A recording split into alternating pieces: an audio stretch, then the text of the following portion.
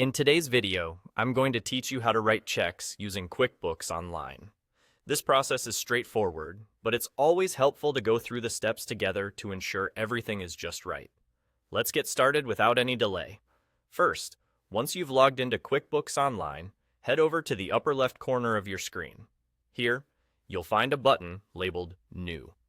This is your starting point for most tasks in QuickBooks Online, including writing checks. Go ahead and click on it. Once you've clicked New, you'll see a list of options appear. From this list, select Check. Choosing this option will take you to the check entry screen, where you can start filling in the necessary details for your check. Now that you're on the check entry screen, you'll need to input the check's details. Start with the payee. This is the individual or company to whom you are writing the check. Make sure their name is entered correctly. Next, select the bank account from which the funds will be drawn. This step is crucial, as you want to make sure you're using the correct account. If your check requires a mailing address, you should enter that information as well. It's also the time to select the payment date, which is the day you want the funds to be available to the payee. Don't forget to input the check number.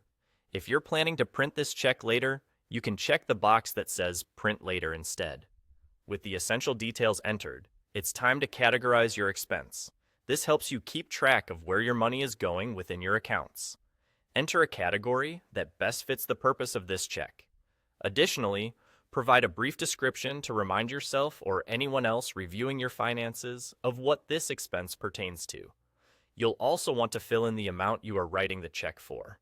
Once you've entered all this information, you have the option to print your check.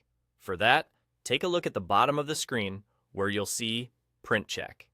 Clicking this will start the process for printing, but there's one more thing to note. If it's your first time printing a check through QuickBooks Online, you'll need to align your printer.